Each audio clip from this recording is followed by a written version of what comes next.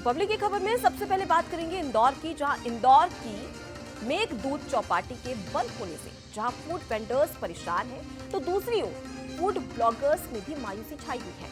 चौपाटी की 300 से ज्यादा फूड स्टॉल बंद होने के बाद आपको ये भी बता दें कि तमाम जो ब्लॉगर्स हैं वो काफी ज्यादा परेशान हैं और यहाँ पर प्रोटेस्ट भी करने वाले हैं और इसे दोबारा शुरू करने की मांग यहाँ पर तमाम जो प्रोटेस्टर्स हैं उनके जरिए किया जाएगा।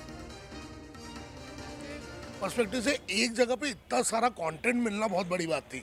जो क्रिएटर्स जो सीधे डिशेस के ऊपर काम करते हैं उनको कंटेंट की कमी तो आ जाएगी। दूर दूर से लोग जो आते हैं वो यहीं पे आते हैं मेघदूत चौपाटी पे, उसके बाद छप्पन सराफा यहाँ पर जाते हैं। सबसे बड़ी चौपाटी है एमपी की, तो मैं यही चाहूँगी कि जल्दी से जल्द मेघदूत चौपाटी लगे। मतलब हम डेली आते थे, शूट करते थे, बुलाते थे लोग, उनको रिस्पांस मिलता था, उनका घर चलता था, हमारा चलता था। इन दिनों इंदौर के फूड ब्लॉगर्स को अपने लाइक्स और व्यूज की चिंता सता रही है। वजह है इंदौर की मेघदूत चौपाटी पर मंडराता खतरा। दरअसल मेघदूत चौपाटी ब्लॉगर्स के लिए फेवरेट डेस्टिनेशन है। खान पान के लिए पूरी दुनिया में फेमस इंदौर की इस चौपाटी से काफी वीडियोस बनते हैं, लेकिन अब इस चौपाटी के बंद होने की आशंका के चलते ब्लॉगर्स चिंता में हैं। डेफिनेटली खाने का टेस्ट वहाँ बहुत अमेजिंग है। कुछ एक डिशेस ऐसी हैं जो पूरे इंडिया में अपना ब्रांड बना चुकी हैं। तो व्लॉगर के हिसाब से पर्सपेक्टिव से एक जगह पे इतना सारा कंटेंट मिलना बहुत बड़ी बात थी। कंटेंट की कमी तो आ जाएगी। जो क्रिएटर्स जो सीधे डिशेस के ऊपर काम करते हैं उनको कंटेंट की कमी तो आ जाएगी। पहले मेघदूत चौपाटी था तो हर आए दिन आना रहता था यहाँ पे, ठीक है। और फूड ब्लॉगर हम भी है और इनसे हमारा जुड़ाव है। ऐसा है कि मतलब ये घर जैसा बन गया था। मतलब हम डेली आते थे, शूट करते थे, बुलाते थे लोग, उनको रिस्पांस मिलता था, उनका घर चलता था, हमारा चलता था।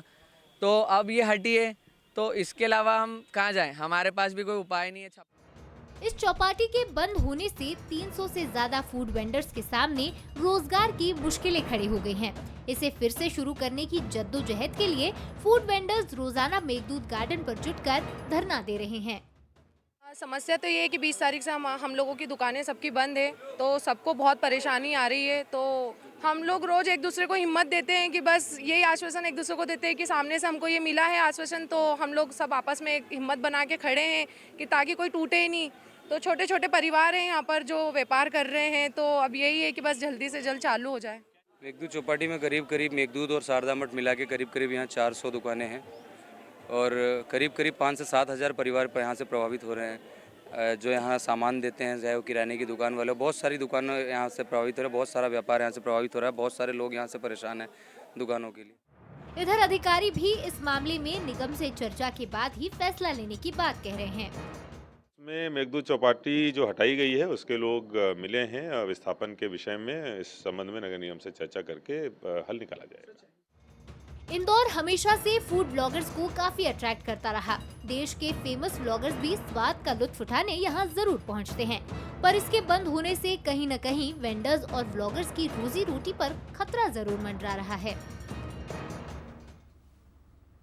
चलिए अब इसी खबर पर ज्यादा जानकारी ले लेते हैं। हमारे साथ में संवाददाता पीयूष पारे जुड़ चुके हैं। पीयूष, फिलहाल अगर बात कर ली जाए तो देखिए चौपाटी क्यों हटाई गई है और इससे तमाम जो ब्लॉगर्स हैं, वेंडर्स हैं, उनकी रोजी रोटी पर तो असर पड़ रहा है, लेकिन उनका क्या कुछ कहना, और जब उनकी ओर से शिकायत की गई है और यहाँ पर ये कहा जा रहा है कि वो प्रोटेस्ट करेंगे, तो उसको लेकर प्रशासन ने क्या कहा है?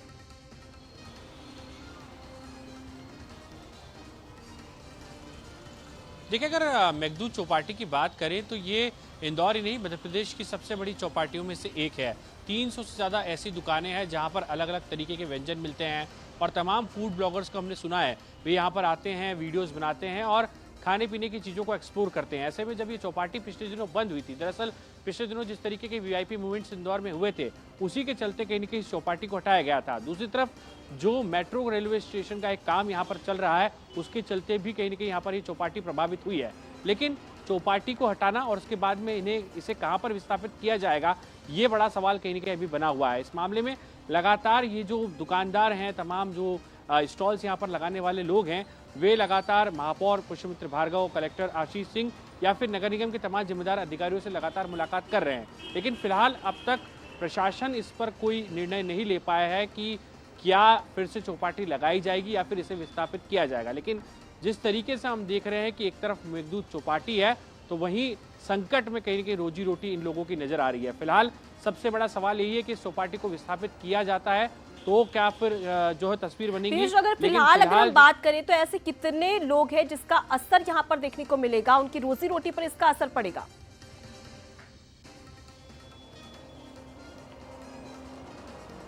देखिए 300 से ज़्यादा तो दुकानें हैं, इसके अलावा कुछ ऐसे भी व्यापारी हैं जो यहाँ पर कच्चा माल सप्लाई करते हैं। इसके अलावा हम लोग बात करें तो कुछ ऐसे स्ट्रीट वेंडर्स भी हैं जो जिनकी पूरी तरीके से इसी पर पूरा जो है वो घर निर्भर है, इसी पर उनका घर चलता है। तो ये तमाम जो लोग हैं वो प्रभावित हो रहे हैं। 300 दुकानें हैं, 1000 से ज़्यादा लोग हैं, इन पर कहीं ना कहीं इसका असर पड़ा है। लेकिन अब प्रशासन को यहाँ पर ठोस निर्णय लेना होगा और इसे लेकर अब आगे क्या कुछ कदम यहाँ पर प्रशासन बढ़ाएगा ये देखना भी लाजमी होगा। बिल्कुल, तो करीब 300 से ज्यादा लोगों पर इसका असर पड़ेगा और साफ तौर पर ये देखा जा सकता है कि इसके लिए कहीं ना कहीं प्रशासन और शासन की ओर से ये विस्थापन की यहाँ पर काम करने की बहुत जरूरत है, क्योंकि उनकी रोजमर्रा की जो चीजें हैं कहीं ना कहीं अब उस पर भी इसका असर पड़ता हुआ नजर आएगा। फिलहाल के लिए बहुत शुक्रिया तमाम जानकारी हम तक पहुंचाने के लिए।